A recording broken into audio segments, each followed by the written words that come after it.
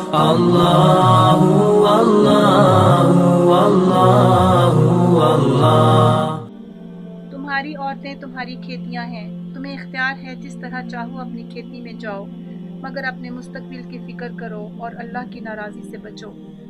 خوب جان لو کہ تمہیں ایک دن اس سے ملنا ہے، اور اے نبی صلی اللہ علیہ وآلہ وسلم، جو تمہاری ہدایات کو مان لیں انہیں فلاح و سعادت کی خوشخبری دے دو۔ اللہ کے نام کو ایسی قسمیں کھانے کے لیے استعمال نہ کرو جن سے مقصود نیکی اور تقویٰ اور بندگان خدا کی بھلائی کے کاموں سے باز رہنا ہو۔ اللہ تمہاری ساری باتیں سن رہا ہے اور سب کچھ جانتا ہے۔ جو بے معنی قسمیں تم بلا ارادہ کھا لیا کرتے ہو ان پر اللہ گرفت نہیں کرتا، مگر جو قسمیں تم سچے دل سے کھاتے ہو ان کی باز پرس کو ضرور کرے گا۔ اللہ بہت درگزر کرنے والا اور بردبار ہے۔ جو لوگ اپنی عورتوں سے تعلق نہ رکھنے کی قسم کھا بیٹھتے ہیں ان کے لیے 4 مہینے کی مہلت ہے۔ اگر انہوں نے رجوع کر لیا تو اللہ معاف کرنے والا اور رحیم ہے، اور اگر انہوں نے طلاق ہی کی ٹھان لی ہو تو جانے رہیں کہ اللہ سب کچھ سنتا اور جانتا ہے۔ جن عورتوں کو طلاق دی گئی ہو وہ 3 مرتبہ ایام ماہواری آنے تک اپنے آپ کو روکے رکھیں، اور ان کے لیے یہ جائز نہیں کہ اللہ نے ان کے رحم میں جو کچھ خلق فرمایا ہو اسے چھپائیں۔ انہیں ہرگز ایسا نہ کرنا چاہیے۔ اگر وہ اللہ اور روز آخر پر ایمان رکھتی ہیں، ان کے شوہر تعلقات درست کر لینے پر آمادہ ہوں تو وہ اس عدت کے دوران میں انہیں پھر اپنی زوجیت میں واپس لے لینے کے حقدار ہیں۔ عورتوں کے لیے بھی معروف طریقے پر ویسے ہی حقوق ہیں جیسے مردوں کے حقوق ان پر ہیں، البتہ مردوں کو ان پر ایک درجہ حاصل ہے، اور سب پر اللہ غالب اقتدار رکھنے والا اور حکیم و دانا موجود ہے۔ طلاق 2 بار ہے کہ یا تو سیدھی طرح عورت کو روک لیا جائے یا بھلے طریقے سے اس کو رخصت کر دیا جائے، اور رخصت کرتے ہوئے ایسا کرنا تمہارے لیے جائز نہیں ہے کہ جو کچھ تم انہیں دے چکے ہو اس میں سے کچھ واپس لے لو۔ البتہ یہ صورت مستثنیٰ ہے کہ زوجین کو اللہ کے حدود پر قائم نہ رہ سکنے کا اندیشہ ہو۔ ایسی صورت میں اگر تمہیں یہ خوف ہو کہ وہ دونوں حدود الہی پر قائم نہ رہیں گے تو ان دونوں کے درمیان یہ معاملہ ہو جانے میں مضائقہ نہیں کہ عورت اپنے شوہر کو کچھ معاوضہ دے کر علیحدگی حاصل کر لے۔ یہ اللہ کی مقرر کردہ حدود ہیں، ان سے تجاوز نہ کرو، اور جو لوگ حدود الہی سے تجاوز کریں وہی ظالم ہیں۔ پھر اگر 2 بار طلاق دینے کے بعد شوہر نے عورت کو تیسری بار طلاق دے دی تو وہ عورت پھر اس کے لیے حلال نہ ہوگی، الا یہ کہ اس کا نکاح کسی دوسرے شخص سے ہو اور وہ اسے طلاق دے دے۔ تب اگر پہلا شوہر اور یہ عورت دونوں یہ خیال کریں کہ حدود الہی پر قائم رہیں گے تو ان کے لیے ایک دوسرے کی طرف رجوع کر لینے میں کوئی مضائقہ نہیں۔ یہ اللہ کی مقرر کردہ حدیں ہیں جنہیں وہ ان لوگوں کو ہدایت کے لیے واضح کر رہا ہے جو اس کی حدوں کو توڑنے کا انجام جانتے ہیں۔ اور جب تم عورتوں کو طلاق دے دو اور ان کی عدت پوری ہونے کو آ جائے تو یا بھلے طریقے سے انہیں روک لو یا بھلے طریقے سے رخصت کر دو۔ محض ستانے کی خاطر انہیں نہ روکے رکھنا کہ یہ زیادتی ہوگی، اور جو ایسا کرے گا وہ در حقیقت آپ اپنے ہی اوپر ظلم کرے گا۔ اللہ کی آیات کا کھیل نہ بناؤ، بھول نہ جاؤ کہ اللہ نے کس نعمت عظمیٰ سے تمہیں سرفراز کیا ہے۔ وہ تمہیں نصیحت کرتا ہے کہ جو کتاب اور حکمت اس نے تم پر نازل کی ہے اس کا احترام ملحوظ رکھو۔ اللہ سے ڈرو اور خوب جان لو کہ اللہ کو ہر بات کی خبر ہے۔ جب تم اپنی عورتوں کو طلاق دے چکو اور وہ اپنی عدت پوری کر لیں تو پھر اس میں مانع نہ ہو کہ وہ اپنے زیر تجویز شوہروں سے نکاح کر لیں، جبکہ وہ معروف طریقے سے باہم مناکحت پر راضی ہوں۔ تمہیں نصیحت کی جاتی ہے کہ ایسی حرکت ہرگز نہ کرنا اگر تم اللہ اور روز آخر پر ایمان لانے والے ہو۔ تمہارے لیے شائستہ اور پاکیزہ طریقہ یہی ہے کہ اس سے باز رہو، اللہ جانتا ہے تم نہیں جانتے۔ جو باپ چاہتے ہوں کہ ان کی اولاد پوری مدت رضاعت تک دودھ پیے تو مائیں اپنے بچوں کو کامل 2 سال دودھ پلائیں۔ اس صورت میں بچے کے باپ کو معروف طریقے سے انہیں کھانا کپڑا دینا ہوگا، مگر کسی پر اس کی وسعت سے بڑھ کر بار نہ ڈالنا چاہیے۔ نہ تو ماں کو اس وجہ سے تکلیف میں ڈالا جائے کہ بچہ اس کا ہے، اور نہ باپ ہی کو اس وجہ سے تنگ کیا جائے کہ بچہ اس کا ہے۔ دودھ پلانے والی کا یہ حق جیسا بچے کے باپ پر ہے ویسا ہی اس کے وارث پر بھی ہے، لیکن اگر فریقین باہمی رضامندی اور مشورے سے دودھ چھڑانا چاہیں تو ایسا کرنے میں کوئی مضائقہ نہیں۔ اور اگر تمہارا خیال اپنی اولاد کو کسی غیر عورت سے دودھ پلوانے کا ہو تو اس میں بھی کوئی حرج نہیں، بشرطے کہ اس کا جو کچھ معاوضہ طے کرو وہ معروف طریقے پر ادا کرو۔ اللہ سے ڈرو اور جان رکھو کہ جو کچھ تم کرتے ہو سب اللہ کی نظر میں ہے۔ تم میں سے جو لوگ مر جائیں ان کے پیچھے اگر ان کی بیویاں زندہ ہوں تو وہ اپنے آپ کو 4 مہینے 10 دن روکے رکھیں، پھر جب ان کی عدت پوری ہو جائے تو انہیں اختیار ہے اپنی ذات کے معاملے میں معروف طریقے سے جو چاہے کریں، تم پر اس کی کوئی ذمہ داری نہیں۔ اللہ تم سب کے اعمال سے باخبر ہے۔ زمانہ عدت میں خواہ تم ان بیوہ عورتوں کے ساتھ منگنی کا ارادہ اشارے کنائے میں ظاہر کر دو، خواہ دل میں چھپائے رکھو، دونوں صورتوں میں کوئی مذائقہ نہیں۔ اللہ جانتا ہے ان کا خیال تو تمہارے دل میں آئے گا ہی، مگر دیکھو خفیہ عہد و پیمان نہ کرنا۔ اگر کوئی بات کرنی ہے تو معروف طریقے سے کرو، اور عقد نکاح باندھنے کا فیصلہ اس وقت تک نہ کرو جب تک کہ عدت پوری نہ ہو جائے۔ خوب سمجھ لو کہ اللہ تمہارے دلوں کا حال تک جانتا ہے، لہٰذا اس سے ڈرو اور یہ بھی جان لو کہ اللہ بردبار ہے، چھوٹی چھوٹی باتوں سے درگزر فرماتا ہے۔ تم پر کچھ گناہ نہیں اگر اپنی عورتوں کو طلاق دے دو قبل اس کے کہ ہاتھ لگانے کی نوبت آئے یا مہر مقرر ہو۔ اس صورت میں انہیں کچھ نہ کچھ دینا ضرور چاہیے۔ خوشحال آدمی اپنی مقدرت کے مطابق اور غریب آدمی اپنی مقدرت کے مطابق معروف طریقہ سے دے، یہ حق ہے نیک آدمیوں پر۔ اور اگر تم نے ہاتھ لگانے سے پہلے طلاق دی ہو لیکن مہر مقرر کیا جا چکا ہو تو اس صورت میں نصف مہر دینا ہوگا۔ یہ اور بات ہے کہ عورت نرمی برتے اور مہر نہ لے، یا وہ مرد جس کے اختیار میں عقد نکاح ہے نرمی سے کام لے اور پورا مہر دے دے۔ اور تم یعنی مرد نرمی سے کام لو تو یہ تقویٰ سے زیادہ مناسبت رکھتا ہے۔ آپس کے معاملات میں فیاضی کو نہ بھولو، تمہارے اعمال کو اللہ دیکھ رہا ہے۔ اپنی نمازوں کی نگہداشت رکھو، خصوصاً ایسی نماز کی جو محاسن صلاۃ کی جامع ہو۔ اللہ کے آگے اس طرح کھڑے ہو جیسے فرما بردار غلام کھڑے ہوتے ہیں۔ بد امنی کی حالت ہو تو خواہ پیدل ہو خواہ سوار، جس طرح ممکن ہو نماز پڑھو، اور جب امن میسر آ جائے تو اللہ کو اس طریقے سے یاد کرو جو اس نے تمہیں سکھا دیا ہے جس سے تم پہلے ناواقف تھے۔ تم میں سے جو لوگ وفات پائیں اور پیچھے بیویاں چھوڑ رہے ہوں ان کو چاہیے کہ اپنی بیویوں کے حق میں یہ وصیت کر جائیں کہ 1 سال تک ان کو نان و نفقہ دیا جائے اور وہ گھر سے نہ نکالی جائیں۔ پھر اگر وہ خود نکل جائیں تو اپنی ذات کے معاملے میں معروف طریقے سے وہ جو کچھ بھی کریں، اس کی کوئی ذمہ داری تم پر نہیں ہے۔ اللہ سب پر غالب اقتدار رکھنے والا اور حکیم و دانا ہے۔ اسی طرح جن لوگوں کو طلاق دی گئی ہو انہیں بھی مناسب طور پر کچھ نہ کچھ دے کر رخصت کیا جائے، یہ حق ہے متقی لوگوں پر۔ اس طرح اللہ اپنے احکام تمہیں صاف صاف بتاتا ہے۔ امید ہے کہ تم سمجھ بوجھ کر کام کرو گے۔ تم نے ان لوگوں کے حال پر بھی کچھ غور کیا جو موت کے ڈر سے اپنے گھر بار چھوڑ کر نکلے تھے اور ہزاروں کی تعداد میں تھے۔ اللہ نے ان سے فرمایا مر جاؤ، پھر اس نے ان کو دوبارہ زندگی بخشی۔ حقیقت یہ ہے کہ اللہ انسان پر بڑا فضل فرمانے والا ہے، مگر اکثر لوگ شکر ادا نہیں کرتے۔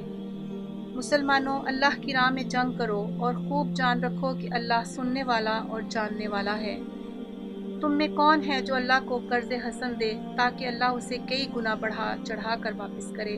کٹانا بھی اللہ کے اختیار میں ہے اور بڑھانا بھی، اور اسی کی طرف تمہیں پلٹ کر جانا ہے۔ پھر تم نے اس معاملے پر بھی غور کیا جو موسیٰ علیہ السلام کے بعد سرداران بنی اسرائیل کو پیش آیا تھا۔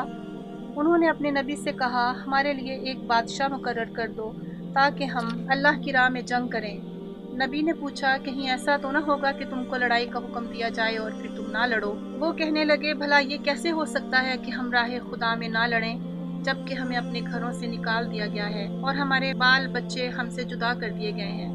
مگر جب ان کو جنگ کا حکم دیا گیا تو ایک قلیل تعداد کے سوا وہ سب پیٹ موڑ گئے، اور اللہ ان میں سے ایک ایک ظالم کو جانتا ہے۔ ان کے نبی نے ان سے کہا کہ اللہ نے طالوت کو تمہارے لیے بادشاہ مقرر کیا ہے۔ یہ سن کر وہ بولے ہم پر بادشاہ بننے کا وہ کیسے حقدار ہو گیا؟ اس کے مقابلے میں بادشاہی کے ہم زیادہ مستحق ہیں، وہ تو کوئی بڑا مالدار آدمی نہیں ہے۔ نبی نے جواب دیا اللہ نے تمہارے مقابلے میں اسی کو منتخب کیا ہے اور اس کو دماغی اور جسمانی دونوں قسم کی اہلیت فراوانی کے ساتھ عطا فرمائی ہیں، اور اللہ کو اختیار ہے کہ وہ اپنا ملک جسے چاہے دے۔ اللہ بڑی وسعت رکھتا ہے اور سب کچھ اس کے علم میں ہے۔ اس کے ساتھ ان کے نبی نے ان کو یہی بتایا کہ خدا کی طرف سے اس کے بادشاہ مقرر ہونے کی علامت یہ ہے کہ اس کے عہد میں وہ صندوق تمہیں واپس مل جائے گا جس میں تمہارے رب کی طرف سے تمہارے لیے سکون قلب کا سامان ہے، جس میں آل موسیٰ علیہ السلام اور آل ہارون علیہ السلام کے چھوڑے ہوئے تبرکات ہیں، اور جس کو اس وقت فرشتے سنبھالے ہوئے ہیں۔ اگر تم مومن ہو تو یہ تمہارے لیے بہت بڑی نشانی ہے۔ پھر جب طالوت لشکر لے کر چلا تو اس نے کہا، ایک دریا پر اللہ کی طرف سے تمہاری آزمائش ہونے والی ہے، جو اس کا پانی پیے گا وہ میرا ساتھی نہیں، میرا ساتھی صرف وہ ہے جو اس سے پیاس نہ بجھائے۔ وہاں ایک آدھ چلو تو کوئی پی لے تو پی لے، مگر ایک گروہ قلیل کے سوا وہ سب اس دریا سے سیراب ہوئے۔ پھر جب طالوت اور اس کے ساتھی مسلمان دریا پار کر کے آگے بڑھے تو انہوں نے طالوت سے کہہ دیا کہ آج ہم میں جالوت اور اس کے لشکروں کا مقابلہ کرنے کی طاقت نہیں ہے۔ لیکن جو لوگ یہ سمجھتے تھے کہ انہیں ایک دن اللہ سے ملنا ہے، انہوں نے کہا، بارہا ایسا ہوا ہے کہ قلیل گروہ اللہ کی اذن سے ایک بڑے گروہ پر غالب آ گیا ہے۔ اللہ صبر کرنے والوں کا ساتھی ہے۔ اور جب وہ جالوت اور اس کے لشکروں کے مقابلہ پر نکلے تو انہوں نے دعا کی، اے ہمارے رب، ہم پر صبر کا فیضان کر، ہمارے قدم جما دے اور اس کافر گروہ پر ہمیں فتح نصیب کر۔ آخرکار اللہ کے اذن سے انہوں نے کافروں کو مار بھگا دیا، اور داؤد نے جالوت کو قتل کر دیا، اور اللہ نے اسے سلطنت اور حکمت سے نوازا، اور جن جن چیزوں کا چاہا اس کو علم دیا۔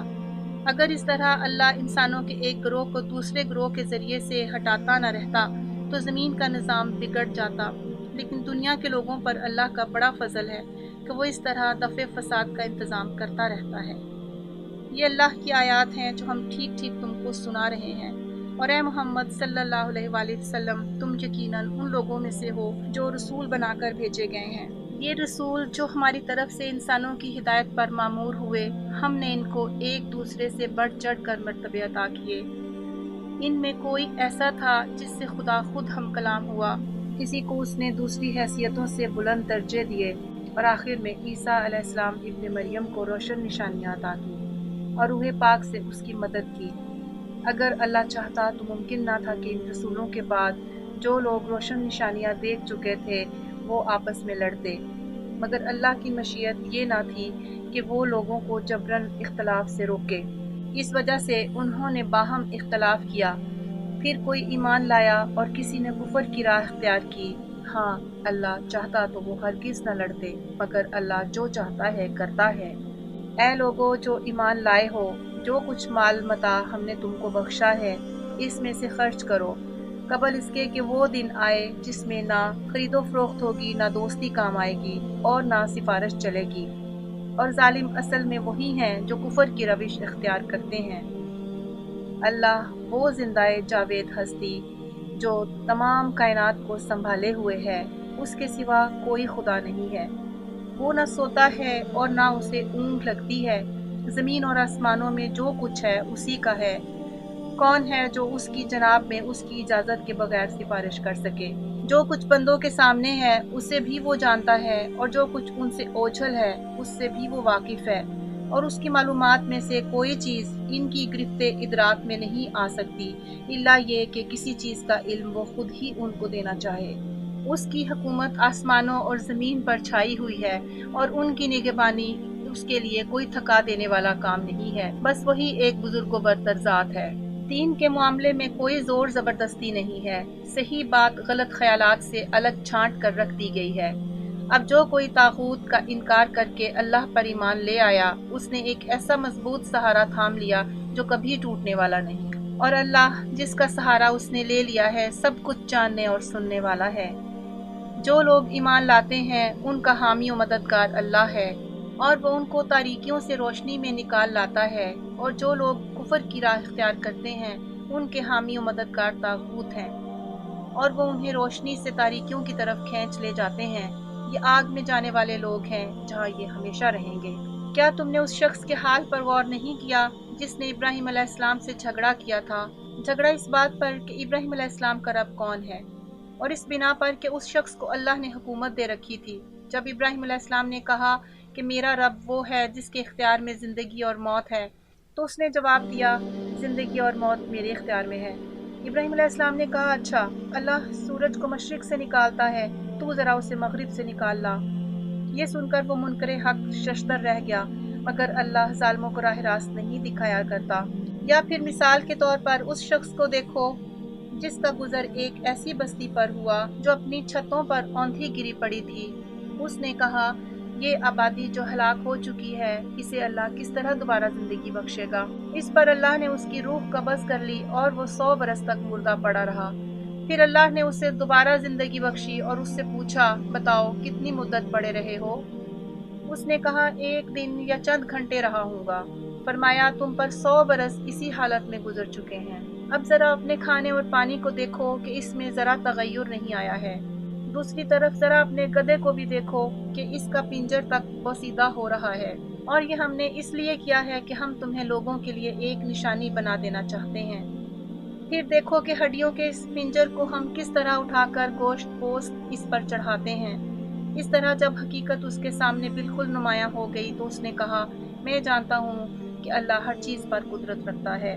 اور وہ واقعہ بھی پیش نظر رہے جب ابراہیم علیہ السلام نے کہا تھا کہ میرے مالک مجھے دکھا دے کہ تو مردوں کو کیسے زندہ کرتا ہے۔ فرمایا، کیا تو ایمان نہیں رکھتا؟ اس نے عرض کیا، ایمان تو رکھتا ہوں، مگر دل کا اطمینان درکار ہے۔ فرمایا، اچھا، تو 4 پرندے لے اور ان کو اپنے سے مانوس کر لے، پھر ان کا ایک ایک ٹکڑا ایک ایک پہاڑ پر رکھ دے، پھر ان کو پکار، وہ تیرے پاس دوڑے چلے آئیں گے۔ خوب جان لے کہ اللہ نہایت با اقتدار اور حکیم ہے۔ جو لوگ اپنے مال اللہ کی راہ میں صرف کرتے ہیں، ان کے خرچ کی مثال ایسی ہے جیسے ایک دانہ بویا جائے اور اس سے 7 بالیں نکلیں اور ہر بالی میں 100 دانے ہوں۔ اسی طرح اللہ جس کے عمل کو چاہتا ہے افزونی عطا فرماتا ہے، وہ فراخ دست بھی ہے اور علیم بھی۔ جو لوگ اپنے مال اللہ کی راہ میں خرچ کرتے ہیں اور خرچ کر کے پھر احسان نہیں جتاتے، نہ دکھ دیتے ہیں، ان کا اجر ان کے رب کے پاس ہے اور ان کے لیے کسی رنج اور خوف کا موقع نہیں۔ ایک میٹھا بول اور کسی ناگوار بات پر ذرا سی چشم پوشی اس خیرات سے بہتر ہے جس کے پیچھے دکھ ہو۔ اللہ بے نیاز ہے اور بردباری اس کی صفت ہے۔ اے ایمان لانے والو، اپنے صدقات کو احسان جتا کر اور دکھ دے کر اس شخص کی طرح خاک میں نہ ملا دو جو اپنا مال محض لوگوں کے دکھانے کو خرچ کرتا ہے اور نہ اللہ پر ایمان رکھتا ہے نہ آخرت پر۔ اس کے خرچ کی مثال ایسی ہے جیسے ایک چٹان تھی جس پر مٹی کی تہ جمی ہوئی تھی۔ اس پر جب زور کا میंہ برسا تو ساری مٹی بہہ گئی اور صاف چٹان کی چٹان رہ گئی۔ ایسے لوگ اپنے نزدیک خیرات کر کے جو نیکی کماتے ہیں، اس سے کچھ بھی ان کے ہاتھ نہیں آتا، اور کافروں کو سیدھی راہ دکھانا اللہ کا دستور نہیں ہے۔ بخلاف اس کے کہ جو لوگ اپنے مال محض اللہ کی رضا جوئی کے لیے دل کے پورے ثبات و قرار کے ساتھ خرچ کرتے ہیں، ان کے خرچ کی مثال ایسی ہے جیسے کسی سطح مرتفع پر ایک باغ ہو۔ اگر زور کی بارش ہو جائے تو 2 گنا پھل لائے، اور اگر زور کی بارش نہ بھی ہو تو ایک ہلکی پھوار ہی اس کے لیے کافی ہو جائے۔ تم جو کچھ کرتے ہو سب اللہ کی نظر میں ہے۔ کیا تم میں سے کوئی یہ پسند کرتا ہے کہ اس کے پاس ہرا بھرا باغ ہو، نہروں سے سیراب، کھجوروں اور انگوروں اور ہر قسم کے پھلوں سے لدا ہوا، اور وہ عین اس وقت ایک تیز بگولے کی زد میں آ کر جھلس جائے جبکہ وہ خود بوڑھا ہو اور اس کے کم سن بچے ابھی کسی لائق نہ ہوں؟ اس طرح اللہ اپنی باتیں تمہارے سامنے بیان کرتا ہے، شاید کہ تم غور و فکر کرو۔ اے لوگو جو ایمان لائے ہو، جو مال تم نے کمائے ہیں اور جو کچھ ہم نے زمین سے تمہارے لیے نکالا ہے، اس میں سے بہتر حصہ راہ خدا میں خرچ کرو۔ ایسا نہ ہو کہ اس کی راہ میں دینے کے لیے بری سے بری چیز چھانٹنے کی کوشش کرنے لگو، حالانکہ وہی چیز اگر کوئی تمہیں دے تو تم ہرگز اسے لینا گوارا نہ کرو گے، الا یہ کہ اس کو قبول کرنے میں تم اغماض برت جاؤ۔ تمہیں جان لینا چاہیے کہ اللہ بے نیاز ہے اور بہترین صفات سے متصف ہے۔ شیطان تمہیں مفلسی سے ڈراتا ہے اور شرمناک طرز عمل اختیار کرنے کی ترغیب دیتا ہے، مگر اللہ تمہیں اپنی بخشش اور فضل کی امید دلاتا ہے۔ اللہ بڑا فراخ دست اور دانا ہے، جس کو چاہتا ہے حکمت عطا کرتا ہے، اور جس کو حکمت ملی اسے حقیقت میں بڑی دولت مل گئی۔ ان باتوں سے صرف وہی لوگ سبق لیتے ہیں جو دانش مند ہیں۔ تم نے جو کچھ بھی خرچ کیا ہو اور جو نظر بھی مانی ہو، اللہ کو اس کا علم ہے اور ظالموں کا کوئی مددگار نہیں۔ اگر اپنے صدقات علانیہ دو تو یہ بھی اچھا ہے، لیکن اگر چھپا کر حاجت مندوں کو دو تو یہ تمہارے حق میں زیادہ بہتر ہے۔ تمہاری بہت سی برائیاں اس طرز عمل سے محو ہو جاتی ہیں، اور جو کچھ تم کرتے ہو اللہ کو بہرحال اس کی خبر ہے۔ اے نبی صلی اللہ علیہ وآلہ وسلم، لوگوں کو ہدایت بخش دینے کی ذمہ داری تم پر نہیں ہے۔ ہدایت تو اللہ ہی جسے چاہتا ہے بخشتا ہے، اور راہ خیر میں جو مال تم لوگ خرچ کرتے ہو وہ تمہارے اپنے لیے بھلا ہے۔ آخر تم اسی لیے تو خرچ کرتے ہو کہ اللہ کی رضا حاصل ہو، تو جو کچھ مال تم راہ خیر میں خرچ کرو گے اس کا پورا پورا اجر تمہیں دیا جائے گا، اور تمہاری حق تلفی ہرگز نہ ہوگی۔ خاص طور پر مدد کے مستحق وہ تنگ دست لوگ ہیں جو اللہ کے کام میں ایسے گھر گئے ہیں کہ اپنے ذاتی کسب معاش کے لیے زمین میں کوئی دوڑ دھوپ نہیں کر سکتے۔ ان کی خودداری دیکھ کر ناواقف آدمی گمان کرتا ہے کہ یہ خوشحال ہیں۔ تم ان کے چہروں سے ان کی اندرونی حالت پہچان سکتے ہو، مگر وہ ایسے لوگ نہیں ہیں کہ لوگوں کے پیچھے پڑ کر کچھ مانگیں۔ ان کی اعانت میں جو کچھ مال تم خرچ کرو گے وہ اللہ سے پوشیدہ نہ رہے گا۔ جو لوگ اپنے مال شب و روز کھلے اور چھپے خرچ کرتے ہیں ان کا اجر ان کے رب کے پاس ہے، اور ان کے لیے کسی خوف اور رنج کا مقام نہیں۔ مگر جو لوگ سود کھاتے ہیں ان کا حال اس شخص کا سا ہوتا ہے جسے شیطان نے چھو کر باولا کر دیا ہو، اور اس حالت میں ان کے مبتلا ہونے کی وجہ یہ ہے کہ وہ کہتے ہیں تجارت بھی تو آخر سود ہی جیسی چیز ہے، حالانکہ اللہ نے تجارت کو حلال کیا ہے اور سود کو حرام۔ لہٰذا جس شخص کو اس کے رب کی طرف سے یہ نصیحت پہنچے اور آئندہ کے لیے وہ سود خواری سے باز آ جائے تو جو کچھ وہ پہلے کھا چکا سو کھا چکا، اس کا معاملہ اللہ کے حوالے ہے، اور جو کچھ حکم کے بعد پھر اسی حرکت کا اعادہ کرے وہ جہنمی ہے، جہاں وہ ہمیشہ رہے گا۔ اللہ سود کا مٹھ مار دیتا ہے اور صدقات کو نشوونما دیتا ہے، اور اللہ کسی ناشکرے بد عمل انسان کو پسند نہیں کرتا۔ ہاں، جو لوگ ایمان لے آئیں اور نیک عمل کریں اور نماز قائم کریں اور زکوٰۃ دیں ان کا اجر بے شک ان کے رب کے پاس ہے، اور ان کے لیے کسی خوف اور رنج کا موقع نہیں۔ اے لوگو جو ایمان لائے ہو، خدا سے ڈرو، اور جو کچھ تمہارا سود لوگوں پر باقی رہ گیا ہے اسے چھوڑ دو، اگر واقعی تم ایمان لائے ہو۔ لیکن اگر تم نے ایسا نہ کیا تو آگاہ ہو جاؤ کہ اللہ اور اس کے رسول کی طرف سے تمہارے خلاف اعلان جنگ ہے۔ اب بھی توبہ کر لو اور سود چھوڑ دو تو اپنا اصل سرمایہ لینے کے تم حقدار ہو۔ نہ تم ظلم کرو نہ تم پر ظلم کیا جائے۔ تمہارا قرض دار تنگ دست ہو تو ہاتھ کھلنے تک اسے مہلت دو، اور جو صدقہ کر دو تو یہ تمہارے لیے زیادہ بہتر ہے اگر تم سمجھو۔ اس دن کی رسوائی و مصیبت سے بچو جب کہ تم اللہ کی طرف واپس ہوگے، وہاں ہر شخص کو اس کی کمائی ہوئی نیکی یا بدی کا پورا بدلہ مل جائے گا، اور کسی پر ظلم ہرگز نہ ہوگا۔ اے لوگو جو ایمان لائے ہو، جب کسی مقرر مدت کے لیے تم آپس میں قرض کا لین دین کرو تو اسے لکھ لیا کرو۔ فریقین کے درمیان انصاف کے ساتھ ایک شخص دستاویز تحریر کرے جسے اللہ نے لکھنے پڑھنے کی قابلیت بخشی ہو، اسے لکھنے سے انکار نہ کرنا چاہیے۔ وہ لکھے اور املا وہ شخص کرائے جس پر حق آتا ہے، یعنی قرض لینے والا، اور اسے اللہ اپنے رب سے ڈرنا چاہیے کہ جو معاملہ طے ہوا ہو اس میں کوئی کمی بیشی نہ کرے۔ لیکن اگر قرض لینے والا خود نادان یا ضعیف ہو یا املا نہ کرا سکتا ہو تو اس کا ولی انصاف کے ساتھ املا کرائے، پھر اپنے مردوں میں سے 2 آدمیوں کی اس پر گواہی کرا لو، اور اگر 2 مرد نہ ہوں تو 1 مرد اور 2 عورتیں ہوں، تاکہ ایک بھول جائے تو دوسری اسے یاد دلا دے۔ یہ گواہ ایسے لوگوں میں سے ہونے چاہیے جن کی گواہی تمہارے درمیان مقبول ہو۔ گواہوں کو جب گواہ بننے کے لیے کہا جائے تو انہیں انکار نہ کرنا چاہیے۔ معاملہ خواہ چھوٹا ہو یا بڑا، میعاد کی تعین کے ساتھ اس کی دستاویز لکھوا لینے میں تساہل نہ کرو۔ اللہ کے نزدیک یہ طریقہ تمہارے لیے زیادہ مبنی پر انصاف ہے۔ اس سے شہادت قائم ہونے میں زیادہ سہولت ہوتی ہے اور تمہارے شکوک و شبہات میں مبتلا ہونے کا امکان کم رہ جاتا ہے۔ ہاں، جو تجارتی لین دین دست بدست تم لوگ آپس میں کرتے ہو اس کو نہ لکھا جائے تو کوئی حرج نہیں، مگر تجارتی معاملے طے کرتے وقت گواہ کر لیا کرو، کاتب اور گواہ کو ستایا نہ جائے۔ ایسا کرو گے تو گناہ کا ارتکاب کرو گے۔ اللہ کے غضب سے بچو، وہ تم کو صحیح طریقے عمل کی تعلیم دیتا ہے اور اسے ہر چیز کا علم ہے۔ اگر تم سفر کی حالت میں ہو اور دستاویز لکھنے کے لیے کوئی کاتب نہ ملے تو رہن بالقبض پر معاملہ کرو۔ اگر تم میں سے کوئی شخص دوسرے پر بھروسہ کر کے اس کے ساتھ کوئی معاملہ کرے تو جس پر بھروسہ کیا گیا ہے اسے چاہیے کہ امانت ادا کرے، اور اللہ اپنے رب سے ڈرے۔ اور شہادت ہرگز نہ چھپاؤ، جو شہادت چھپاتا ہے اس کا دل گناہ میں آلودہ ہے اور اللہ تمہارے اعمال سے بے خبر نہیں ہے۔ آسمانوں اور زمین میں جو کچھ ہے سب اللہ کا ہے، تم اپنے دل کی باتیں خواہ ظاہر کرو خواہ چھپاؤ، اللہ بہرحال ان کا حساب تم سے لے لے گا۔ پھر اسے اختیار ہے جسے چاہے معاف کر دے اور جسے چاہے سزا دے، وہ ہر چیز پر قدرت رکھتا ہے۔ رسول صلی اللہ علیہ وآلہ وسلم اس ہدایت پر ایمان لایا ہے جو اس کے رب کی طرف سے اس پر نازل ہوئی ہے، اور جو لوگ اس رسول صلی اللہ علیہ وآلہ وسلم کے ماننے والے ہیں انہوں نے بھی اس ہدایت کو دل سے تسلیم کر لیا ہے۔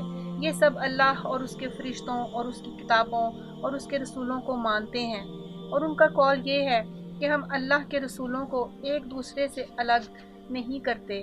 ہم نے حکم سنا اور اطاعت قبول کی، مالک ہم تجھ سے خطا بخشی کے طالب ہیں اور ہمیں تیری ہی طرف پلٹنا ہے۔